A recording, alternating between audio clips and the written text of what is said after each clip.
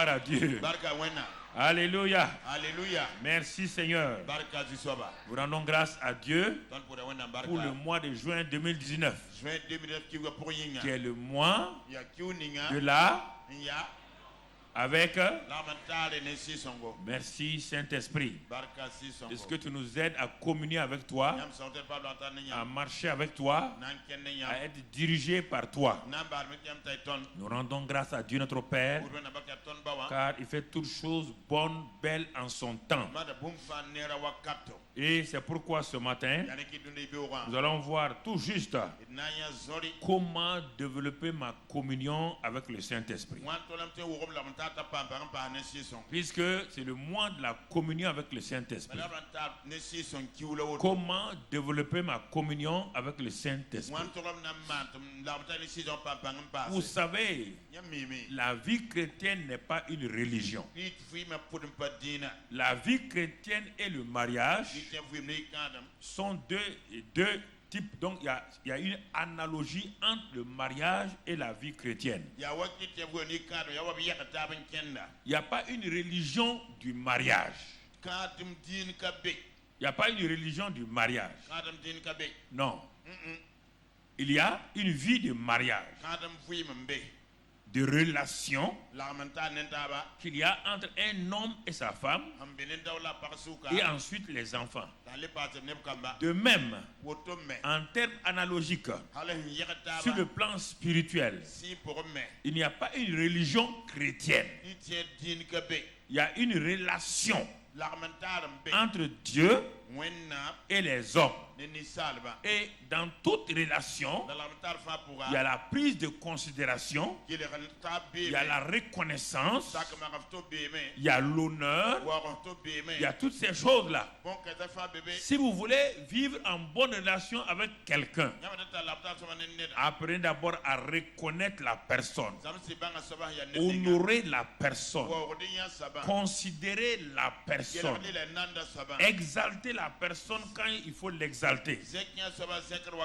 Aimer et respecter la personne. Regardez-la comme une personne entière, totale. Et tout ce que cette personne a, elle va développer cela à votre profit. Il en est de même avec le Saint-Esprit. Nous avons dit que Dieu a tant aimé le monde, mais le Père est au ciel. Il est assis sur son trône. Il a tant aimé le monde qu'il va poser un acte d'amour. Parce que aimer le monde et rester loin du monde n'a aucun sens. Aimer le monde et rester loin et regarder le monde souffrir n'a aucun sens. Le Père a aimé le monde pour prouver qu'il a aimé le monde. Comme Romains 5:19 le dit, il a été amené à envoyer son Fils. Dieu est venu parmi nous. Il a vécu avec nous. Il nous a regardé nos souffrances. Il nous a donc consolés. Il nous a renouvelés. Et donc il a donné sa vie pour que nous puissions être sauvés et être réconciliés avec lui. Mais ce n'était pas encore suffisant pour lui. Et c'est pourquoi Jésus dit, la troisième étape. Le Père vous a aimé. Première étape. Le Fils est venu mourir pour vous. Deuxième étape.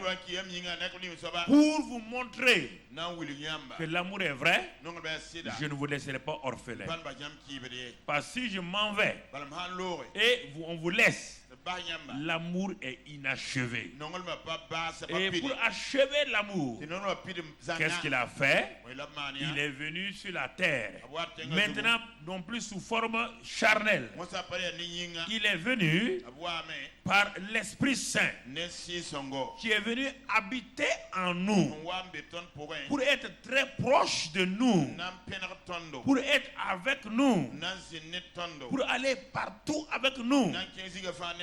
Mais écoutez, frères et sœurs, l'analogie avec le mariage toujours. Voici une femme que vous avez aimée de loin. Elle était jeune fille.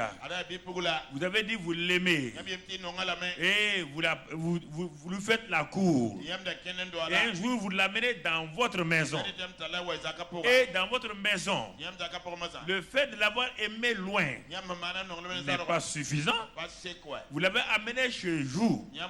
C'est là-bas maintenant que la femme saura si vous l'aimez ou pas. Parce que quand elle sera chez vous, vos paroles, vos actes, votre attitude vont prouver si ce que vous avez dit que vous l'aimez là est réel.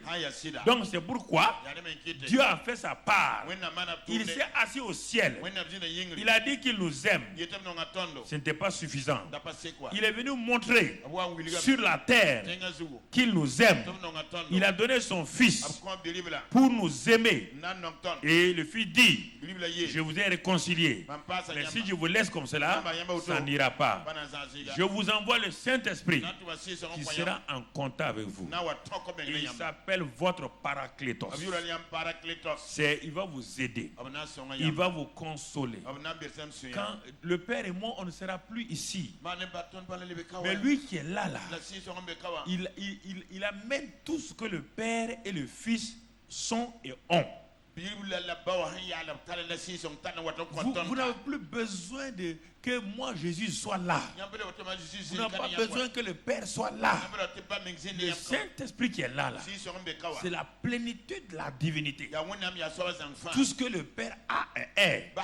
Tout ce que le Fils a est. Tout cela est réuni dans le Saint-Esprit.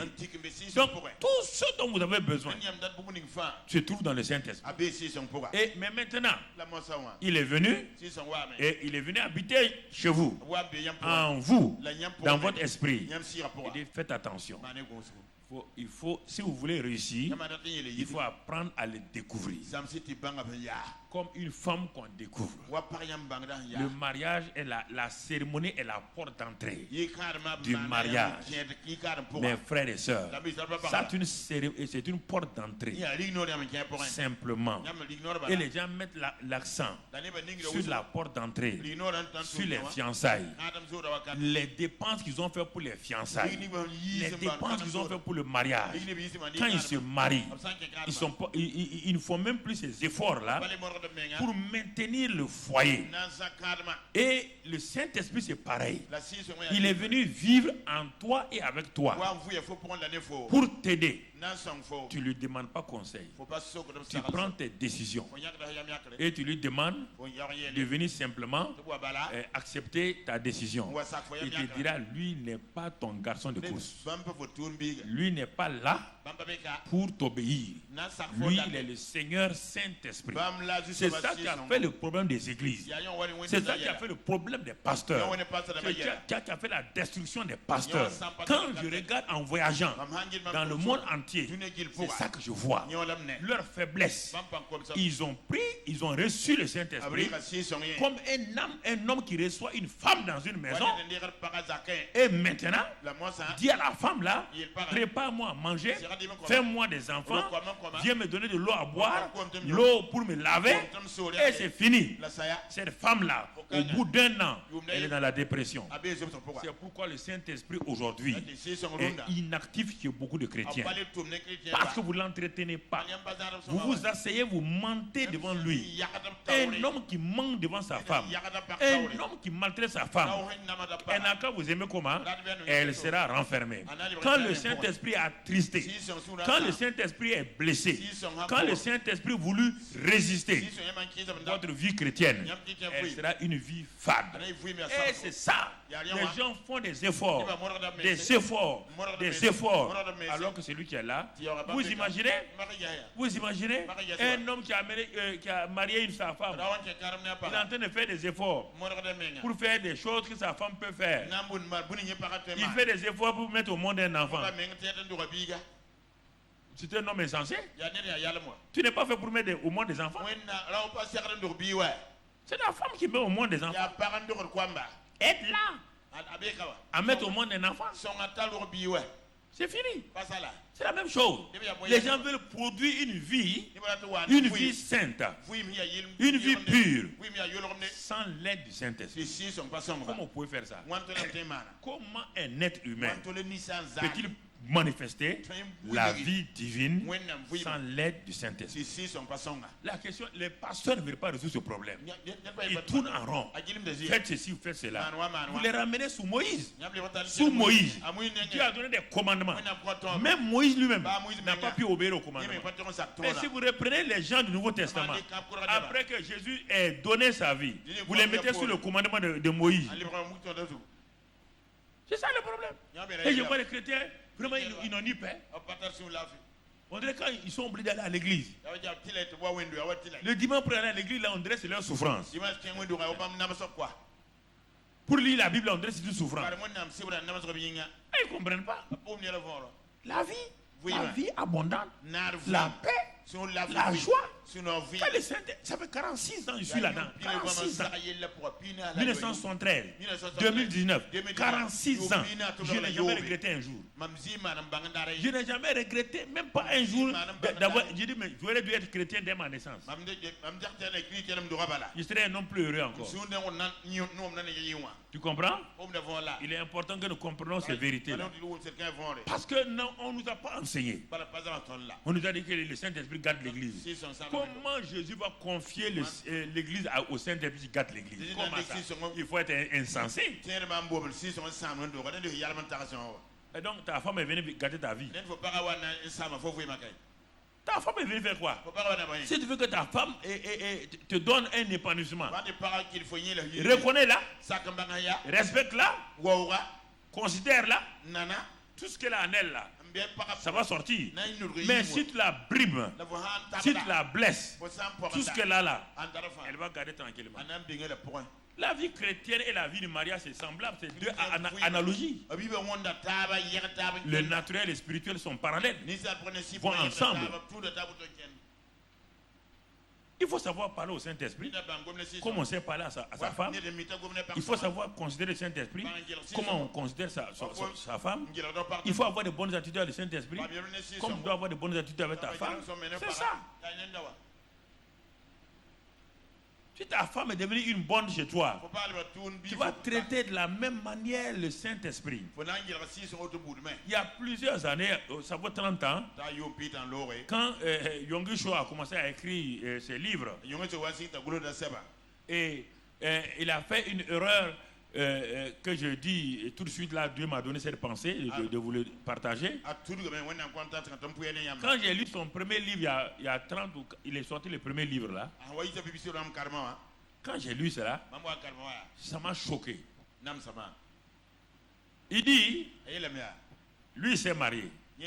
Sa femme, sa belle-mère est une femme d'intercession. Elle prie beaucoup. Et elle a aidé Yonggi Cho afin que le ministère aille de l'avant. Mais, un jour, Yonggi Cho est venu la trouver à la maison. Or, Yonggi Cho dit que quand lui vient trouver sa belle-mère à la maison, lui il a peur parce qu'il sait que ça va chauffer.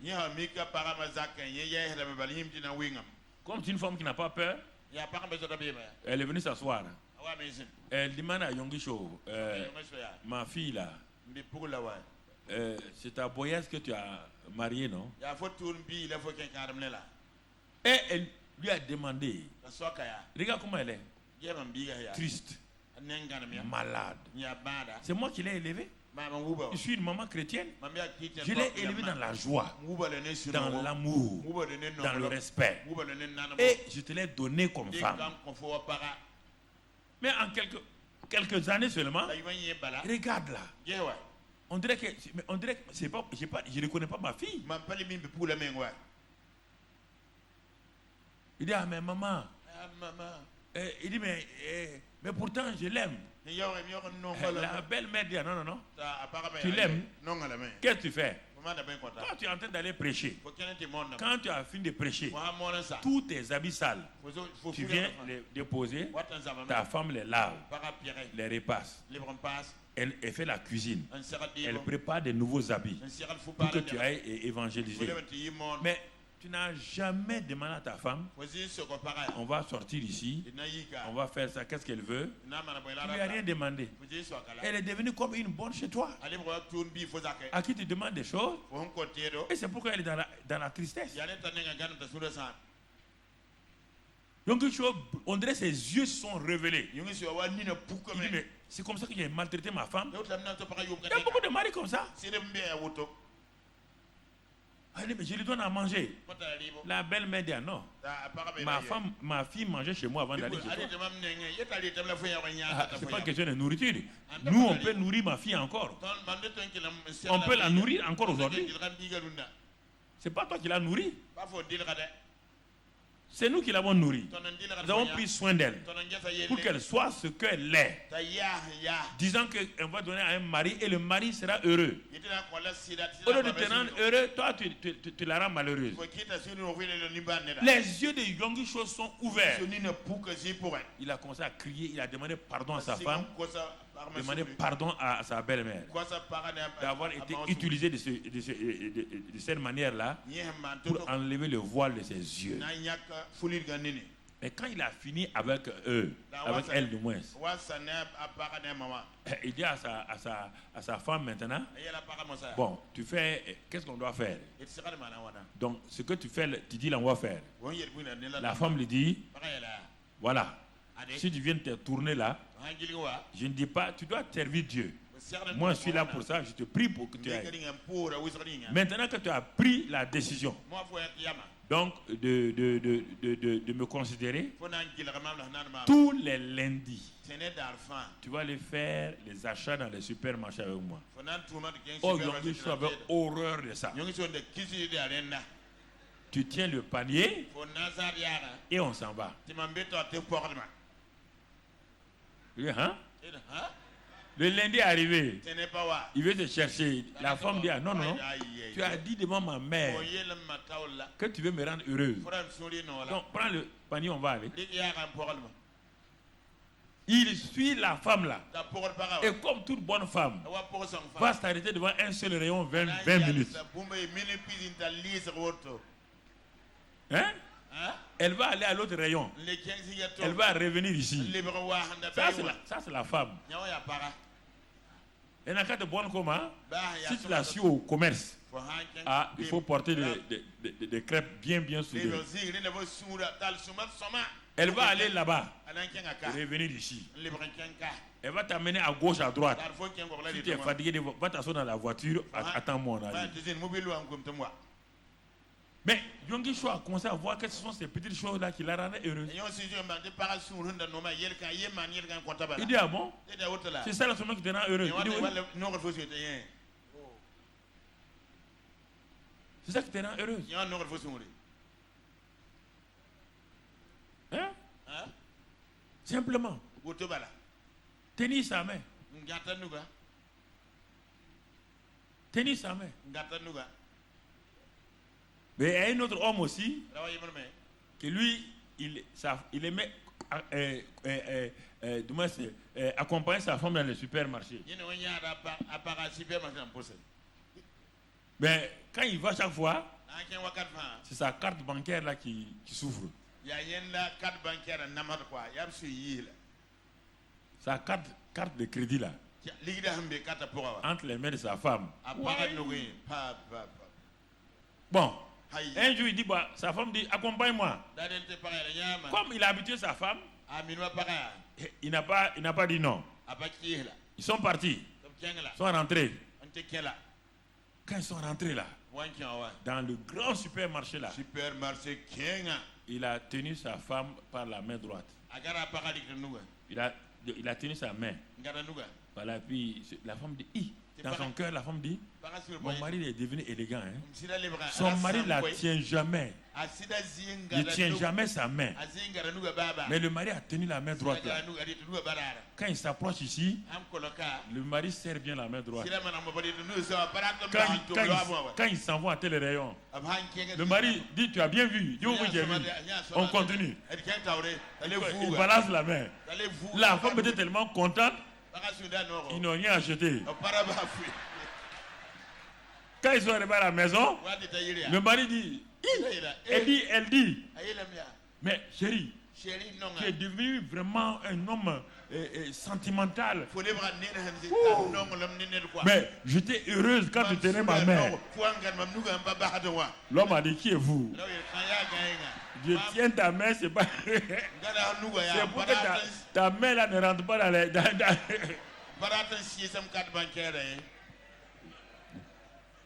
Donc, vous voyez, la femme n'est pas compliquée, elle est complexe. Pas compliquée. Complexe. Parce qu'on ne peut pas la saisir. En mathématiques, c'est triple intégral.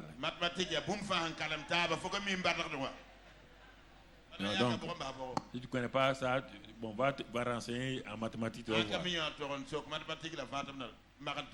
Donc tu comprends. C'est la même chose avec le Saint-Esprit. Regardez-le. Il est en nous, mais triste, assis, parce que tu ne t'occupes pas de lui. Tu le négliges. Tu prends tes décisions sans demander ce que tu veux. Tu vas là où tu veux. Quand tu as des problèmes maintenant, tu dis à Dieu de m'aider. Dieu ne viendra pas du ciel. Dieu te dit, je suis en toi. Les gens prient toujours le Dieu du ciel. Oui, il faut le prier. Mais le Dieu du ciel te répond par le Dieu qui est en toi. Il ne vient pas du ciel à dire, bon mon fils, attends-moi, j'arrive, j'arrive. Attends, j'arrive. Je descends. Non. Il a mis quelqu'un en toi qu'on appelle le Saint-Esprit. Et c'est lui qui vient t'aider. À condition que tu le reconnaisses. À condition que tu l'honores. À condition que tu l'exaltes. À condition que tu lui obéisses. Alors c'est pourquoi, frères et sœurs, nous avons vu dès le premier dimanche, Romains 8, 16 et 14, que le Saint-Esprit témoigne à notre esprit que nous sommes enfants de Dieu. L'Esprit lui-même rend témoignage à notre esprit que nous sommes enfants de Dieu. La première chose que le Saint-Esprit fait, quand tu es venu à Christ, il rend témoignage pas à ton âme, pas à ton corps, il rend témoignage à ton esprit que tu es enfant de Dieu. Il y a un témoignage intérieur du Saint-Esprit. Parce que le Saint-Esprit habite dans ton esprit, non pas dans ton âme. Il rend témoignage à ton esprit que tu es un enfant. Le terme est important, enfant. Pas fils, hein? Enfant de Dieu. Mais ce n'est pas fini.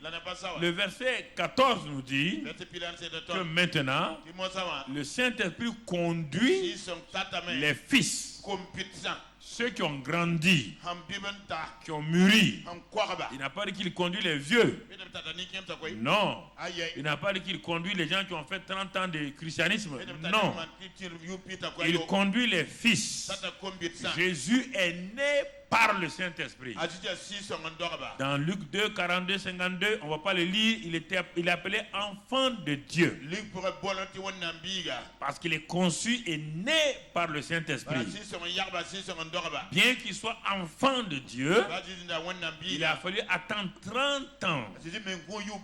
Dans Luc 3, 21, 22, 23, où on trouve le mot fils maintenant.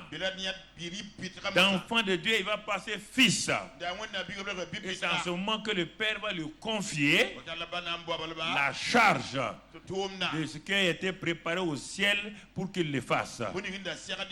Donc c'est pourquoi le Père le remplit du Saint-Esprit et il le présente, il dit, tu es mon fils bien-aimé en qui j'ai mis toute ma plénitude. Et il dit, maintenant tu es conduit, tu es dirigé par le Saint-Esprit.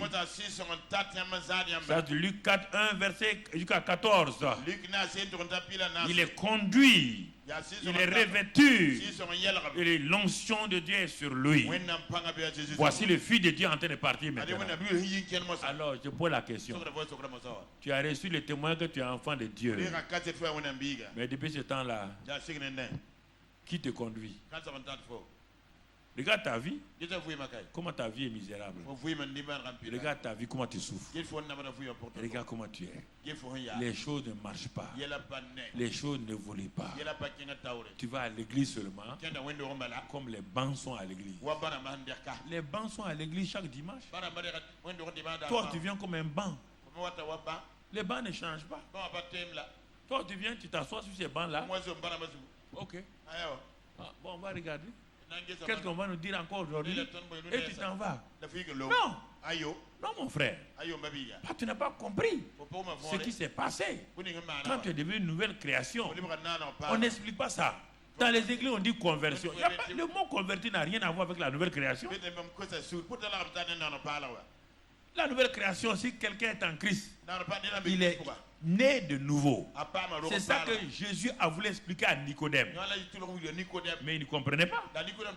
Et le docteur d'Israël, qui ne comprend pas la notion de la nouvelle naissance. C'était difficile. C'est un homme né d'eau et d'esprit. Il ne peut pas entrer dans le royaume des cieux. Nous, on dit si les gens se convertissent. La conversion, c'est un changement simplement de mentalité, de religion. C'est pas du changement de cœur. La religion ne change pas le cœur. C'est le Saint-Esprit, par la parole de Dieu, qui engendre et qui fait naître de nouveau. Et nous sommes régénérés. Comme Pierre le dit, 1 Pierre 1, 18, 19. Nous sommes nés du Saint-Esprit. Nous sommes enfants de Dieu. Et les choses anciennes sont passées. Et toutes choses sont devenues nouvelles. Cet ancien cœur spirituel, cet être intérieur spirituel qui mentait, qui volait. Maintenant que j'ai reçu un nouveau cœur spirituel, je ne fais pas un effort pour voler. Je ne fais pas un effort pour ne pas voler. Je ne fais pas un effort pour ne pas mentir.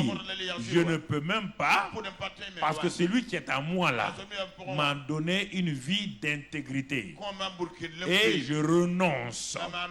Comme Ephésiens 4 dit, je renonce au mensonge, je renonce au vol, parce que celui qui est en moi m'a donné la force, la capacité d'aller de l'avant. Alors, puisque le Saint-Esprit est en moi, dans 1 Corinthiens 6, verset 19, 1 Corinthiens 6, 19, le problème, comme l'église de Corinthe, beaucoup de chrétiens sont pareils. Ils ne savent pas que leur corps est le temple du Saint-Esprit qui est en eux, qu'ils ont reçu de Dieu et qu'ils ne s'appartiennent plus à eux-mêmes. Non. Verset 20. Il est écrit dans ce passage du verset 20 toujours, de 1 Corinthiens 6, verset 20. Puisque vous ne vous appartenez pas à vous-même, vous avez été rachetés à un grand prix. Glorifiez donc Dieu dans votre corps et dans votre esprit qui appartiennent à Dieu. Tu n'as pas, les gens disent entre tes mains j'abandonne. Dieu dit menteur, tu ne peux rien abandonner, je t'ai racheté. Non. Une femme qui est rentrée chez toi ne peut pas dire maintenant je suis en train de faire des efforts pour devenir Madame Karambiri par exemple. Elle est déjà Madame Karambiri. Et c'est pourquoi elle est venue dans ma maison. Elle est entrée dans ma maison en tant que Madame Karambiri. Elle ne va pas devenir Madame Karambiri. Elle ne va pas prier pour devenir Madame Karambiri. Elle vit maintenant la vie de Madame Karambiri. Alors quand vous avez été sauvé, il ne faut pas dire vous allez vous abandonner entre les mains du Seigneur. Il dit vous avez été racheté à un grand prix. Pierre vous le dit, Paul vous le dit. Il dit au moyen du sang de Christ Jésus et par une semence incorruptible qui est la parole vivante de Dieu. Deux éléments importants: le sang, le prix qui a été payé, et la semence qui est la parole de Dieu. Dieu a fait tous ses efforts pour t'avoir à lui. Il t'a arraché de la main de Satan pour que tu lui appartiennes. Pourquoi toi tu veux aller vivre la vie de Satan pour énerver Dieu? Pourquoi tu veux aller vivre la vie de Satan? C'est là que les gens ne veulent pas réfléchir. Je ne peux pas, tu ne peux pas. Non, ça c'est du mensonge. Tu ne peux pas comment ça. Il dit celui qui est en vous produit le vouloir et le faire selon son bon plaisir. Il dit il le produit. Laisse-le produire. Tu ne veux pas laisser produire. Tu ne veux pas que ta femme fasse ce qu'elle est venue faire. Mais elle ne sera pas heureuse et tu ne seras pas heureux. Laisse le Saint-Esprit. Il est venu faire ce qu'il est censé faire. C'est pourquoi il est venu vivre en toi afin que tu comprennes qu'il est venu pour communier avec toi.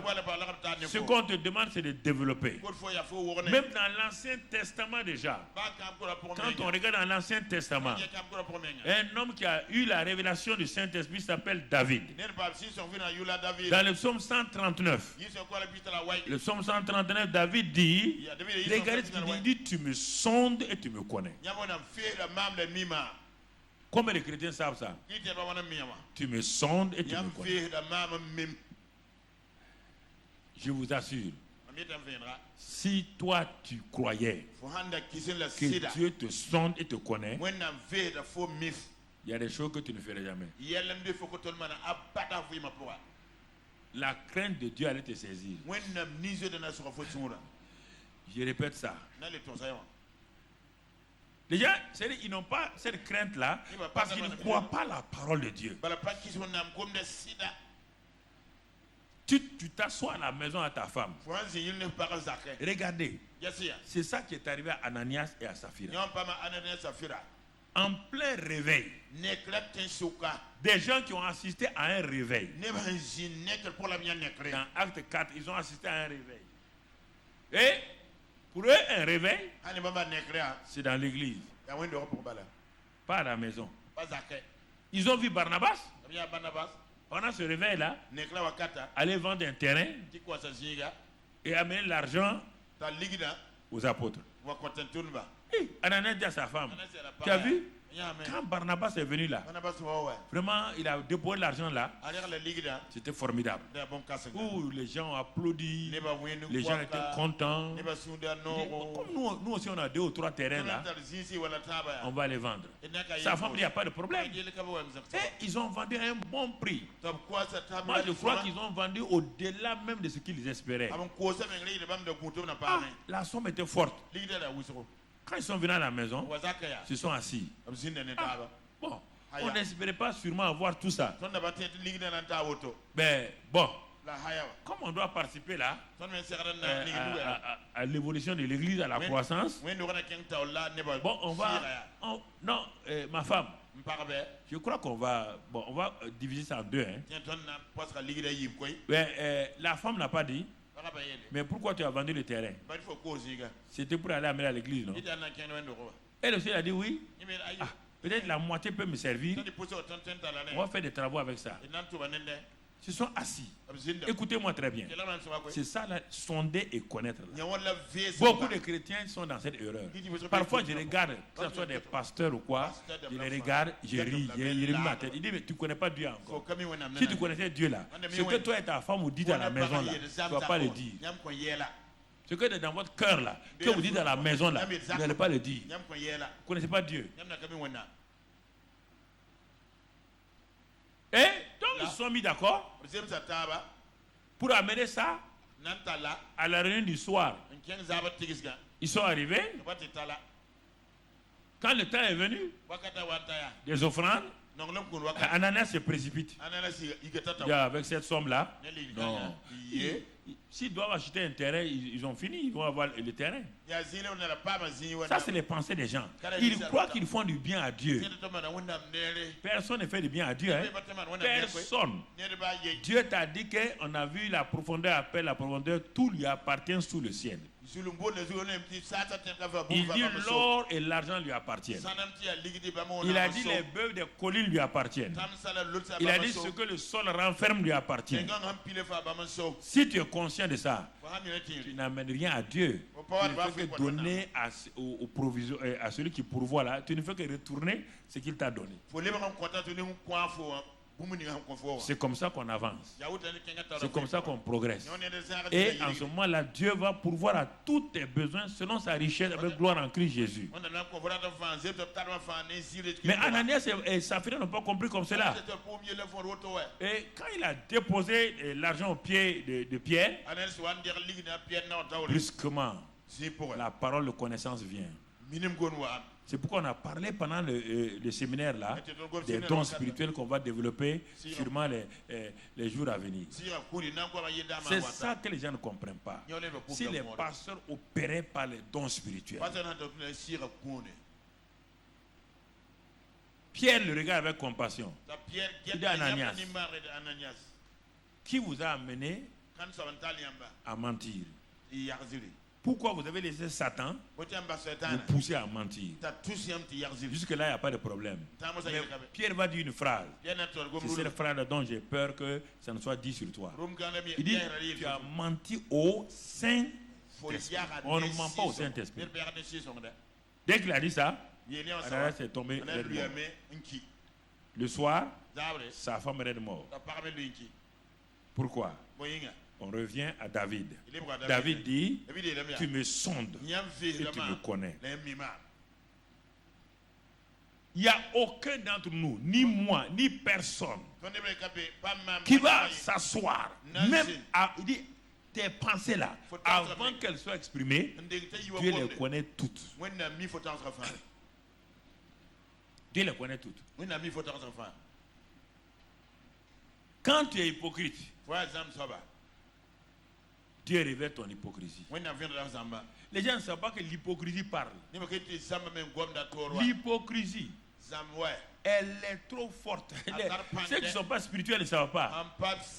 Quand quelqu'un est hypocrite, si tu as les dons du Saint-Esprit, quand il parle là, tu sais que tout est faux. Tu sais que tout est mensonge. Parfois j'ai remis la tête, je continue. Je dis, mais cet homme-là ne sait pas qu'on le connaît. Cette femme-là ne sait pas qu'on la connaît. Il faut faire attention. Soyez vrai toujours. Soyez authentique et intègre. Rien n'est caché à Dieu. Absolument rien. C'est pourquoi la Bible dit dans le livre des Proverbes, connais tes brebis. Comment on peut connaître ses brebis? Personne. Par le Saint-Esprit qu'on connaît les brebis. Il dit, tu me sondes et tu me connais. David, il n'a pas le Saint-Esprit. Hein? Il n'avait que l'onction sur lui. Dans l'Ancien Testament, ceux de l'Ancien Testament n'ont pas la personne du Saint-Esprit. Ils ont l'onction. Donc, les prophètes, les rois et les sacrificateurs. Le peuple n'avait aucune onction. C'est pourquoi le peuple allait chez les prophètes. Mais pas aujourd'hui. Aujourd'hui, le peuple a le Saint-Esprit. Les prophètes ont le Saint-Esprit. On a le même Saint-Esprit. On n'a pas besoin de courir à gauche, à droite. Et la parole de Dieu et le Saint-Esprit te suffisent largement pour être conduit dans ta vie. La suite de David, qu'est-ce qu'il dit? Tu sais quand je m'assieds et quand je me lève. Voici un gars qui n'a pas le Saint-Esprit en lui. Mais il dit, tu sais quand je m'assieds et quand je me lève. Tu pénètres de loin ma pensée.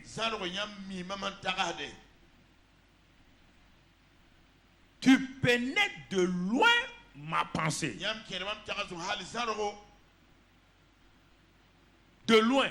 Avant que tu commences à formuler tes pensées, Dieu est assis, il regarde, il rit. Il dit, mais vous voyez là, vous voyez l'homme là.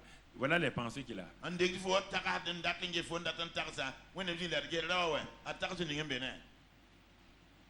Soyez honnête quand vous approchez d'un homme de Dieu. Ne cherchez pas à manipuler. Ça ne vous sert à rien. Rien. Absolument rien. La suite, mon ami, qu'est-ce qu'il est écrit? Tu sais quand je marche et quand je me couche. Et tu pénètres toutes mes voies. Tu pénètres toutes mes voies. Toutes mes voies. Car la parole n'est pas sur ma langue, que déjà ô Éternel, tu la connais entièrement. Donc, si Dieu connaît mes pensées, or la parole, c'est l'expression de mes pensées. Sois intelligent.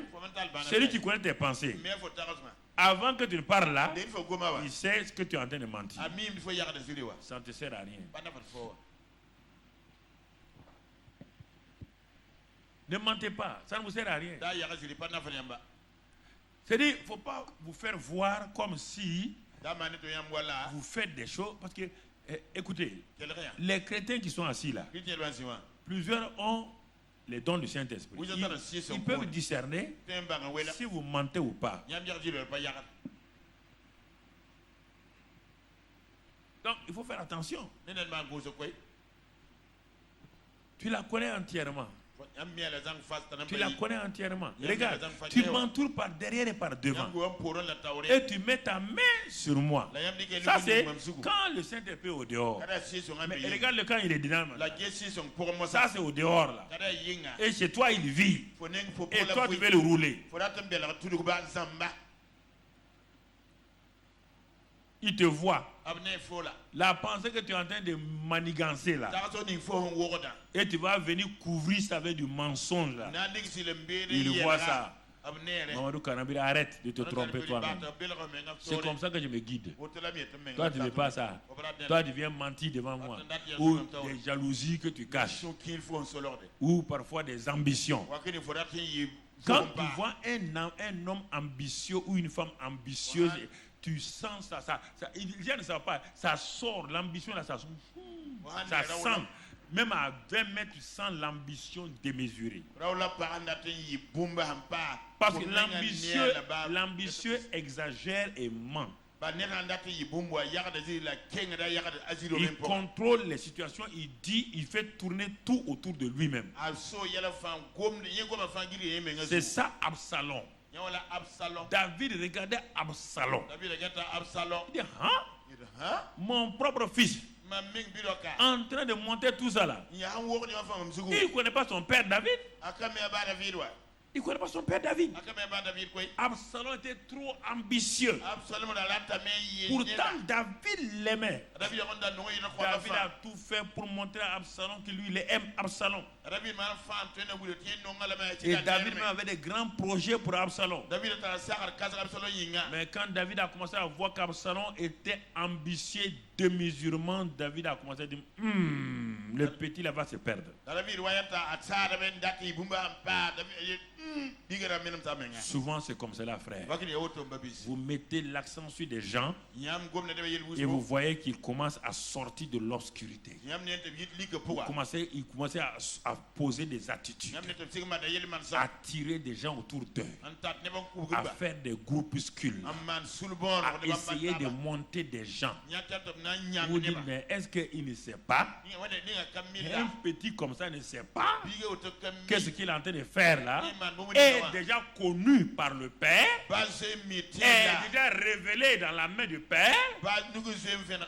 Il ne sait pas cela, il va se perdre. Vous essayez David a essayé de ramener Absalom. Il dit non. Maintenant il est passé à la deuxième étape. Il est parti s'arrêter au carrefour. Il dit, tu vas où? Quand les gens viennent, tu vas où? On s'en va chez le roi David. Ah non, ton papa là, t'es un bon papa. T'es un papa spirituel. T'es un homme qui connaît tout. Le petit dit, vous savez pas. Non. Il est vieux maintenant. Il dit, c'est nous les jeunes, la nouvelle génération. Oh, là-bas, ils ne vont pas résoudre tes problèmes. Laisse-nous, on va résoudre. Les gens disent, ah bon?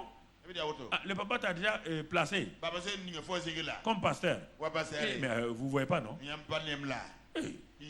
C'est moi qui l'a placé comme pasteur déjà. Toi, tu séduis les gens avec ça. Les gens s'en vont. L'église, David a commencé à se vider. David régale. Il régale. Et vous savez, la fin d'Absalom, c'est son âne. L'âne est parti le pendre. L'âne, un âne. Le faux prophète là, Balaam, son âne lui a parlé. Tu comprends? Absalom, son âne a dit, un homme qui s'élève contre un homme loin n'a pas le droit de mourir normalement. Son âme l'a amené sous une branche et son âne l'a pendu là-bas. C'est quelqu'un d'autre qui est venu le poignarder. Faites attention. Faites attention. Tout ce que tu fais dans tes pensées, tout ce que tu dis en secret, rien. Il dit que l'oiseau l'amène là où tu ne penses pas. Ah bon? C'est pourquoi David dit, sonne mon cœur, hein? Oh Dieu, sonne mon cœur pour voir si je ne suis pas sur la voie de la perdition. C'est ça que tu dois dire chaque jour dans ta vie. Ne pense pas à quelqu'un, laisse les autres là.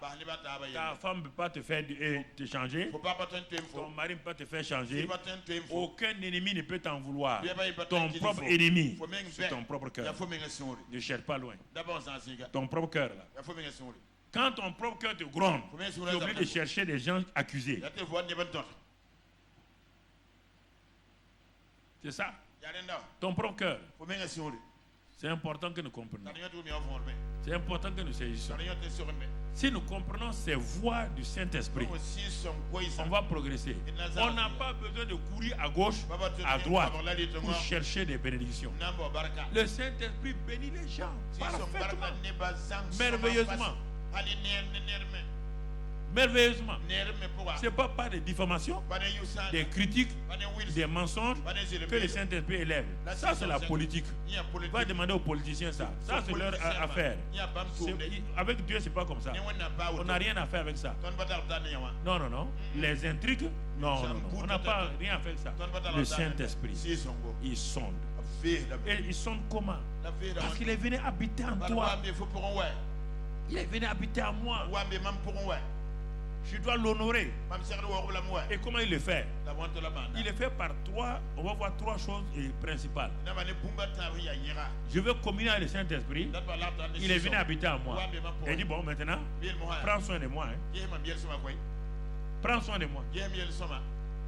Que dois-je faire maintenant que le Saint-Esprit habite en moi? Que le Saint-Esprit habite en moi. Que dois-je faire pour développer la communion avec ce Saint-Esprit?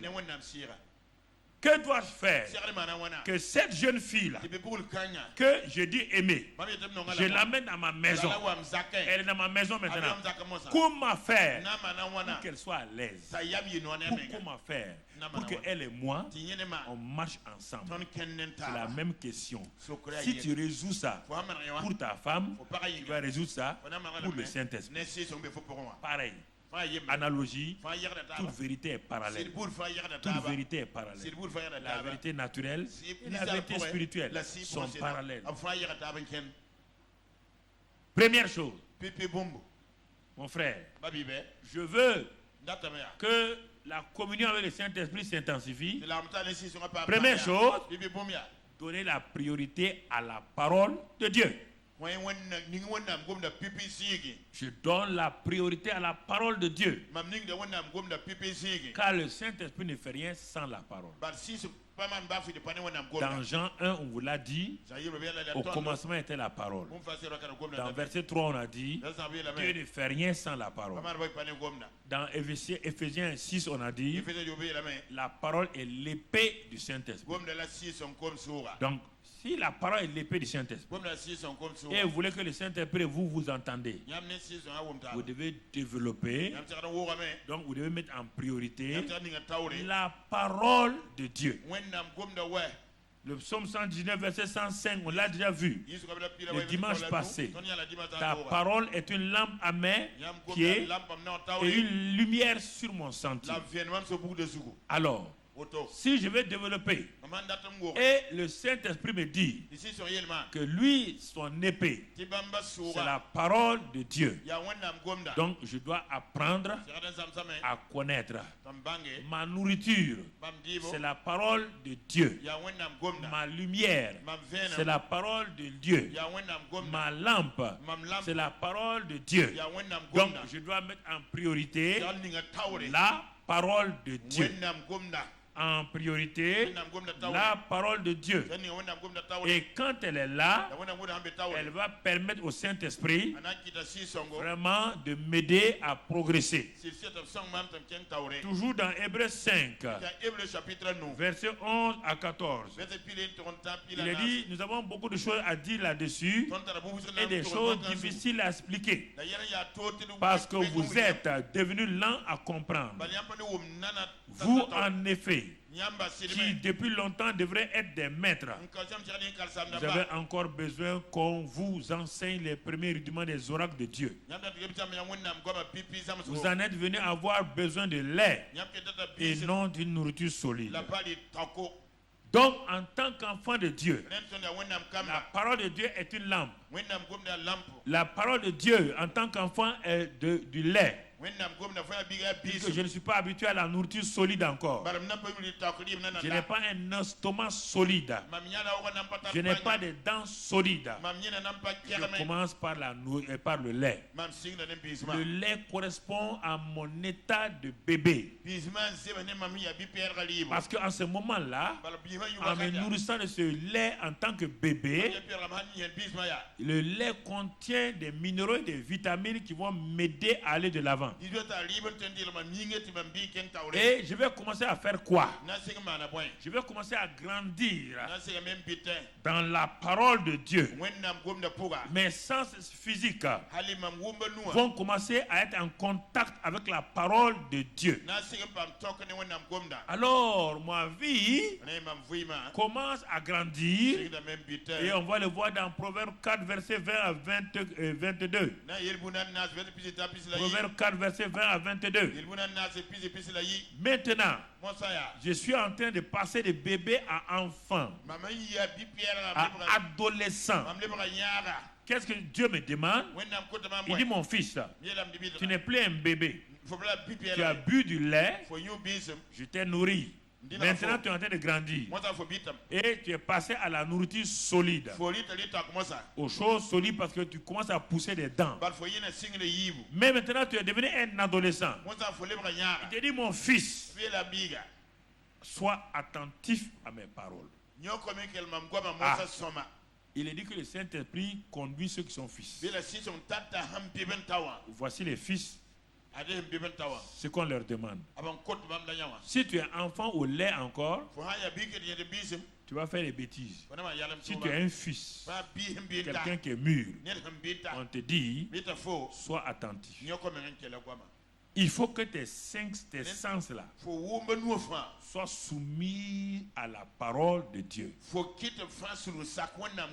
Attentif, là on parle de tes pensées.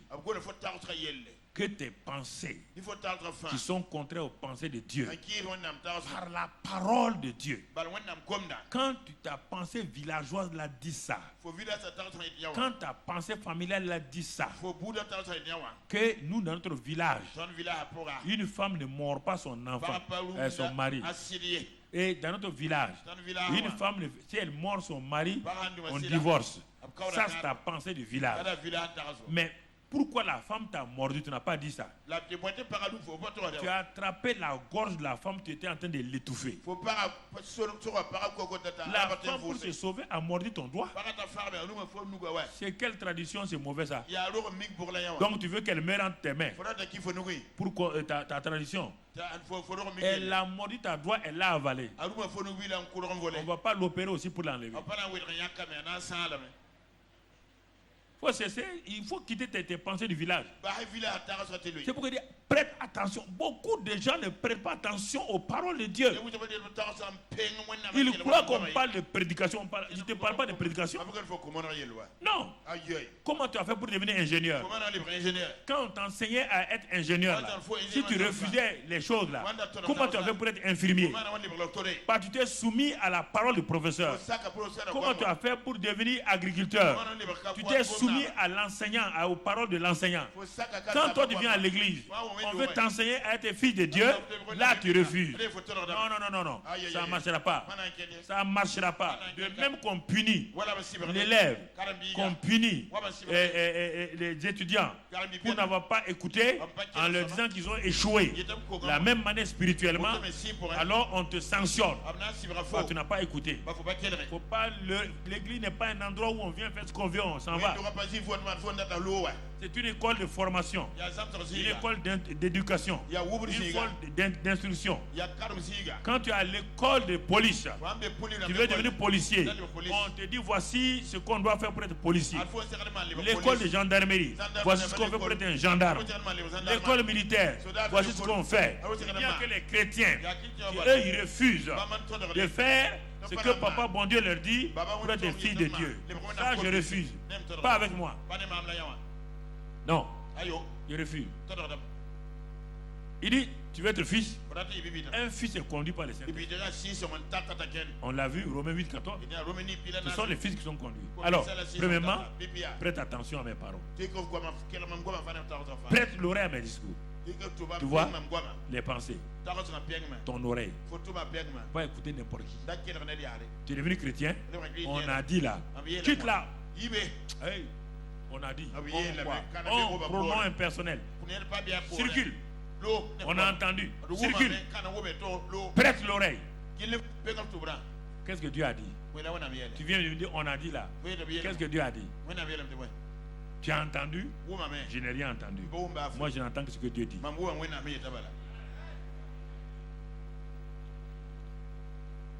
Tu as entendu que tel frère a fait ça? Ne m'empoisonne pas. Ce frère, je le respecte. Cette soeur, je respecte. Tu veux m'empoisonner? Je refuse.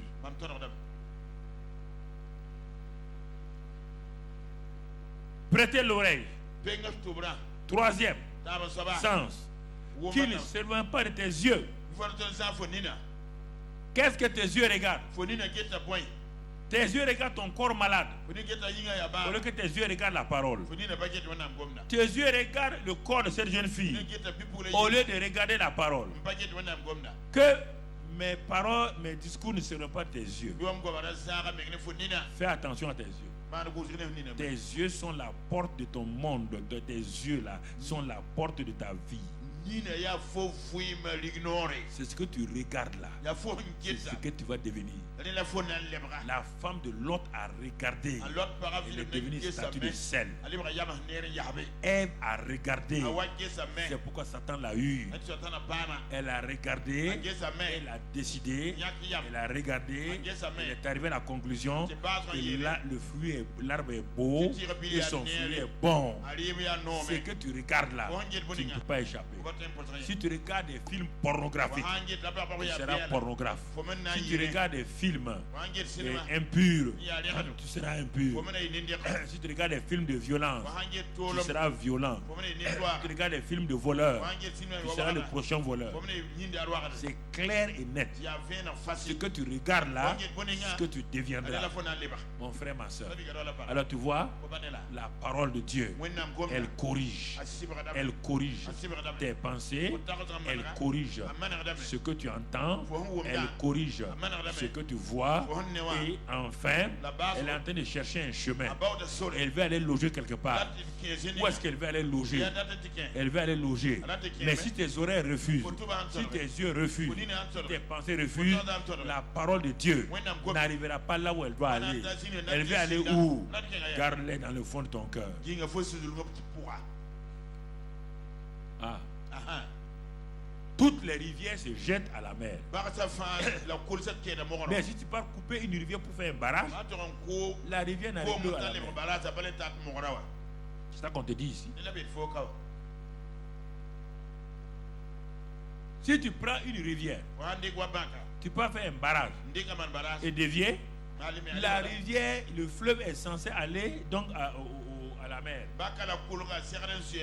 Le fleuve n'arrive pas à la mer. N'arrivera pas à la mer. Si tu veux que la parole de Dieu là, regarde maintenant ce qu'il va faire. Quand il est dans ton cœur, regarde ce qu'il va faire. C'est la vie pour ceux qui les trouvent. C'est la santé pour tout leur corps.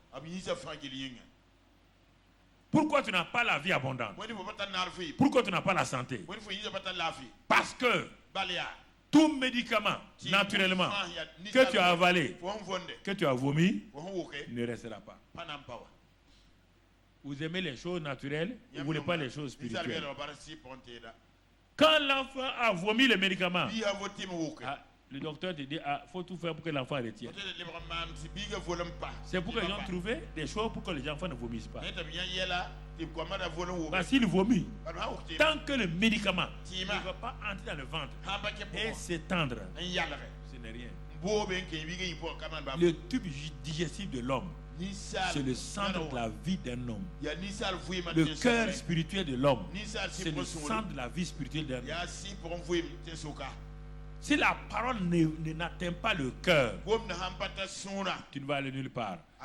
Si la nourriture ou le médicament n'arrive pas à entrer dans le ventre, tu vas se disperser. Il y a beaucoup de gens qui viennent, qui n'écoutent pas, qui ne veulent pas voir. Ils s'en vont sans rien. Ce que Jésus dit dans la parabole du semeur. Ils ont entendu, mais les oiseaux viennent, enlèvent les semences avant que ça descende. Donc tu vois, c'est la première chose. Priorité à la parole de Dieu. Alors toi qui es devant moi, tu donnes priorité à quoi? Tu donnes priorité à tes besoins. On va à l'église aujourd'hui, il faut qu'on prie pour qu'on reçoive un mari. On va à l'église aujourd'hui, tu vas recevoir un mari. Mais après, tu as envie de laisser le mari. On ne vient pas à l'église pour ça. On vient à l'église priorité. Et à la maison chez soi, c'est la parole. Je veux que la parole tienne la première place. Et qu'elle arrive dans mon cœur. Donc, tu vois, c'est pourquoi la parole là, elle est à tes pieds, elle est devant tes yeux, elle est devant à tes oreilles, elle fait tout, mon frère. C'est tout. C'est pourquoi Dieu a dit à Josué, tu ne peux pas réussir. Hein? Si tu laisses, on va le voir tout à l'heure. Alors, quand on voit ça, pourquoi? Parce que ton esprit, dans Proverbe 20-27, ton esprit est la lampe de l'Éternel. C'est là où le Saint-Esprit vient. Parce que ton esprit, c'est ça qu'on appelle le cœur ici. Là. Il dit le souffle de l'homme ou le cœur de l'homme ou l'esprit de l'homme est une lampe de l'Éternel. Il pénètre jusqu'au fond des entrailles. Donc ton esprit, c'est là où la parole de Dieu là doit arriver. Et quand il arrive là, le Saint-Esprit qui vient habiter dans ton esprit, 1 Corinthiens 6-17. Le Saint-Esprit est ton esprit. Il devient un. Et à partir de là maintenant, il commence à t'éclairer avec la parole. Puisque la parole est esprit et vie. La parole est esprit et vie. Et tu commences à aller de l'avant, tu commences à progresser, et alors ta vie commence à monter. Et tu as la vie et la santé. Alors, les gens disent, j'ai pas de succès. Tu n'as pas de succès. Est-ce que tu as fait de la parole la priorité? Tu vas à l'église sans Bible. Dans ta maison, tu ne lis jamais de Bible. Ce sont les iPhones, les iPads et les Et c'est pourquoi tu cries tous les jours, aïe, aïe, aïe, aïe, aïe, aïe. C'est ça ton problème. La Bible est devenue maintenant quelque chose de secondaire. Tu ne crois pas à ça. Et c'est pourquoi tu ne progresses pas. Tu aimes les journaux, tu aimes les livres, plus que la parole de Dieu. Et tu comprends? Donc la Bible dit, il y a un enfant qui s'appelle Samuel. Pourquoi il a progressé? Quand Samuel, il ne connaissait pas Dieu au départ. Il ne connaissait pas Dieu. La Bible dit qu'il ne connaissait pas Dieu. On l'a amené pour servir Dieu, mais il ne connaissait pas Dieu. 1 Samuel 3. Il ne connaissait pas Dieu. Mais quand Dieu a commencé à se révéler à lui, il a pris au sérieux Dieu. Quand il a pris Dieu au sérieux, voilà ce qui va, le ministère de Samuel. Regardez maintenant, ça c'est la conclusion. Samuel grandissait, l'Éternel était avec lui, et il ne laissa tomber à terre aucune de ses paroles. Jeunes gens, jeunes filles, hommes et femmes, tu laisses tomber à terre la parole de Dieu. C'est ça qui fait ta souffrance.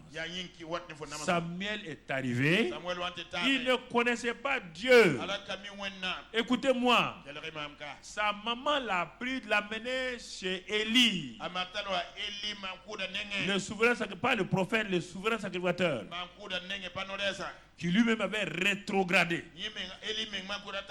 Rien ne marchait au temple. Ce n'est pas un problème.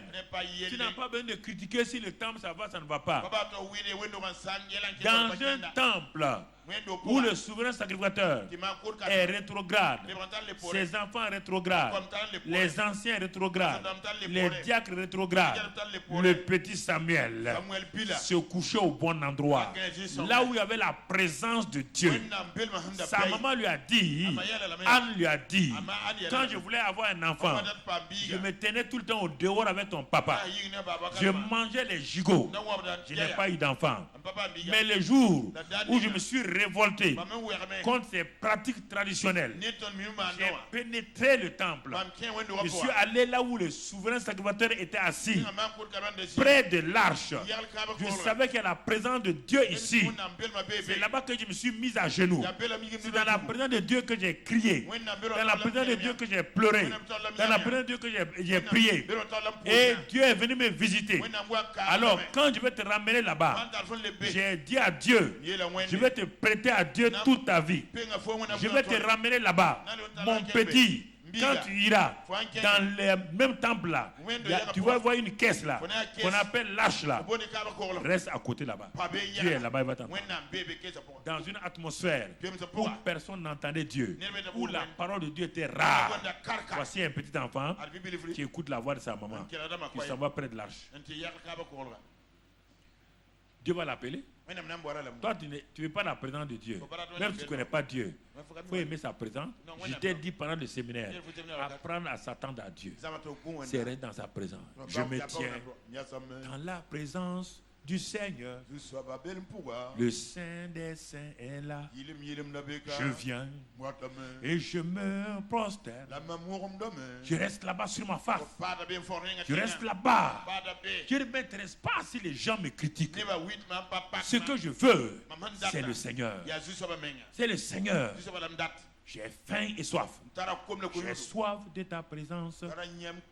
Divin fidèle. Je viens, je me présente. J'ai faim et soif. Je reste là. C'est ça que Samuel faisait. Les mois sont passés. Les années sont passées. Mais Dieu a vu la détermination. Il a vu cet enfant-là consacré. Quel est ton cœur? Tu veux communier avec le Saint-Esprit? Tu ne veux pas payer un prix? Tu veux que ta femme soit bien? Tu ne veux pas payer le prix? Tu n'auras jamais une femme heureuse. Tu n'auras jamais la joie du Saint-Esprit. Si tu ne te consacres pas, si tu ne payes pas le prix, il est resté. Dieu l'a appelé Samuel. Tu comprends? Toi, tu veux tout juste saupoudrer, une vie saupoudrée. Et tu veux que le Saint-Esprit vienne dans une vie saupoudrée, où tu n'es pas consacré, où tu n'as pas faim et soif, où tu ne veux pas la réalité de Dieu. Tu veux seulement les bénédictions de Dieu. Dieu ne viendra pas. Dieu vient là. On a faim et soif. Le petit Samuel avait soif. David avait soif. Et Élie avait soif. Élisée avait soif. Tous ceux qui avaient soif de la réalité de Dieu l'ont expérimenté. Frères et sœurs, c'est ça, cette soif-là qui manque aujourd'hui. C'est cette soif qui vous manque. La plupart d'entre vous, vous voulez des bénédictions, mais vous n'avez pas faim et soif de Dieu. Vous ne voulez pas la réalité de Dieu. Vous ne voulez pas que Dieu touche votre vie. Vous ne voulez pas que Dieu touche votre manière de vivre. Vous voulez être libre et vouloir ce que vous voulez. Dieu ne fait pas de compromis. Dieu ne fait pas de compromis. Tu comprends? Est-ce que la parole de Dieu tient la première place dans ta vie? Deuxième chose, quand la place de Dieu a commencé à tenir place, la deuxième chose devient normale, la méditation régulière de la parole de Dieu. Comme Dieu a dit à Josué, il dit médite la parole là, jour et nuit, qu'elle ne serve pas ta bouche. Il dit Moïse n'est pas un grand homme. Non, Moïse n'est pas un grand homme. Faut pas. Non, Moïse n'est pas un grand homme. Un peu heureux comme ça là. On lui a dit seulement il a tué, il a fui, il est 40. C'est pas moi qui l'ai envoyé au désert. C'est sa peur qui l'a envoyé au désert. Et les gens mentent que Dieu a envoyé Moïse au désert. Un peureux qui a fui, vous dites que Dieu a envoyé. Je suis dans le désert. Dans quel désert tu es? Si tu es au désert, va à Aribinda.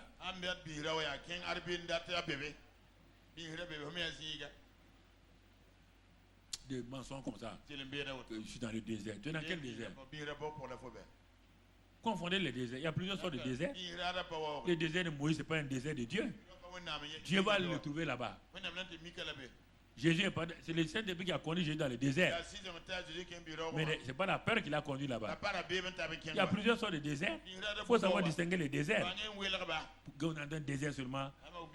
Ma soeur, il y a quoi? Je suis dans le désert. Toi, tu n'es même pas dans la savane. Il y a même dit des paroles comme ça là. Pour dire, je suis dans le désert. Et après, tu veux qu'on fasse quoi? Qu'est-ce que tu as vu au désert? Qu'est-ce que tu as vu? Tous ceux qui sont allés au désert ont vu quelque chose? Toi, tu as vu quoi? Pas arrêter ces paroles fou là. Josué, Moïse n'est pas un homme extraordinaire.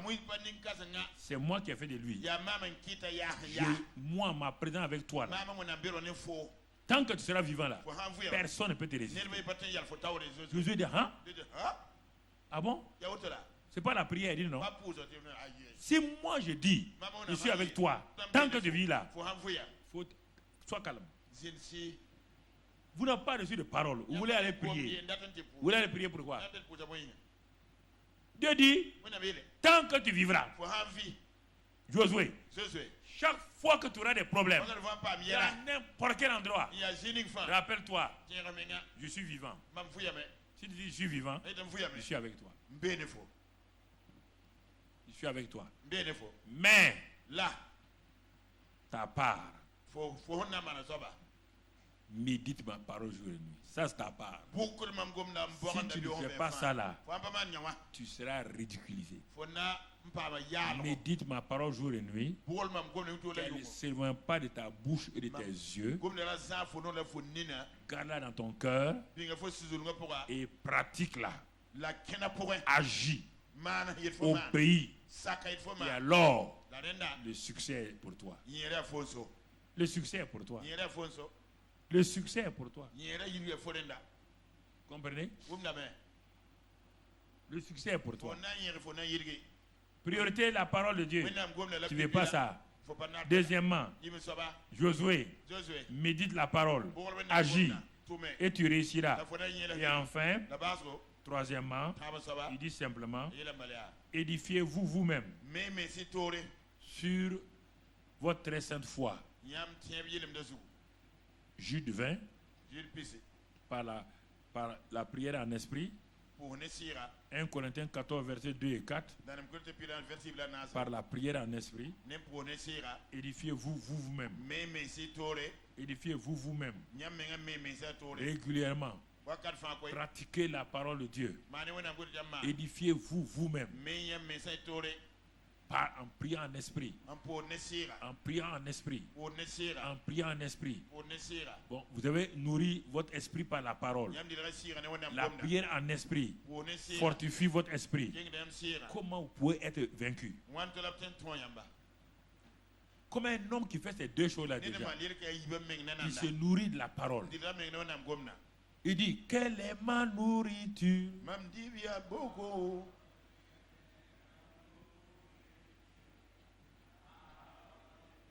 Quelle est ta nourriture?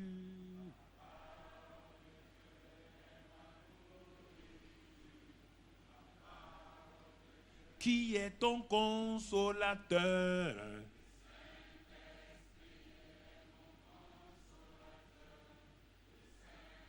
Est-ce qu'on peut confondre les deux?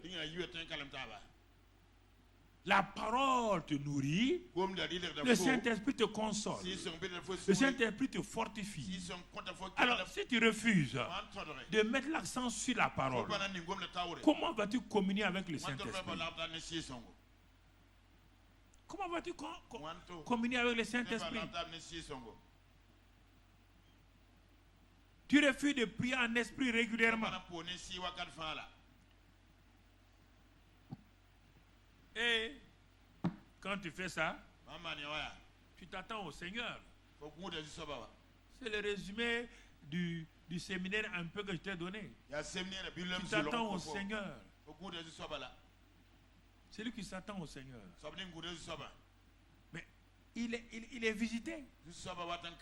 Il est dit que je me lève le matin avant l'aurore, je m'attends au Seigneur. Il faut s'attendre au Seigneur. Il faut s'attendre que le Seigneur te fasse une visitation. Toi, tu pries. Tu pries en esprit. Tu ne t'attends pas au Seigneur. Mais tu as prié pourquoi? Non, j'ai fait moi. La prière n'est pas un devoir. Hein? Non. La prière, c'est parler au Père. Si c'est de l'adoration, c'est adorer le Père. Si c'est la louange, c'est l'exalter, le louer. Si c'est la prière de demander et recevoir, tu demandes et tu attends. Tu dois recevoir. Et alors le Saint-Esprit va commencer à te conduire. Te conduire. Te conduire. Te conduire. Te conduire. Il ne va pas le faire automatiquement. Il va le faire chaque fois que tu obéis. Les gens croient que quand on dit que le Saint-Esprit conduit les gens, il conduit au hasard. Non. Si tu as fait le premier pas, tu attends. Dans Ézéchiel, il dit qu'il a mesuré 1000 coudées. Il a pris l'homme. Il dit bon, ces 1000 coudées là, je vais vérifier. L'eau est à tes chevilles. C'est un homme qui aime marcher avec Dieu. Donc on va vérifier ça. Quand il arrive l'eau aux chevilles là, le Saint-Esprit s'est arrêté. Il a regardé. Regardez. Quand il a vu que l'homme là obéit, l'homme là est prêt à marcher avec Dieu. Il revient. Il mesure 1000 coudées. C'est pas toi. Toi tu obéis. Tu te soumets. Il mesure 1000 coudées. L'eau là est aux chevilles maintenant. Ta vie me plaît. Tu vas passer des chevilles là. Tu vas passer aux genoux. Je vais donner à ta vie de prière une vigueur nouvelle. Un feu nouveau à ta vie de prière. Tu seras un intercesseur. Un homme, une femme. Quand tu pries, Dieu il les regarde. Il les regarde. Ça, Ézéchiel là. Donc 47 là. Et 2 Rois 2. C'est la même chose. Gilgal. Bethel, Jéricho, Jourdain. Si tu regardes dans Ézéchiel 47, l'eau aux chevilles, genoux, hanches, et puis la plénitude. Les 4 dimensions de la communion du Saint-Esprit. C'est tout dans Ézéchiel 47 et dans 2 Rois 2.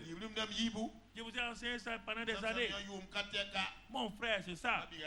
Mais le Saint-Esprit conduit. C'est Élie qui a dit que lui va à Bethel. Ce n'est pas Élisée qui a dit allons à Bethel.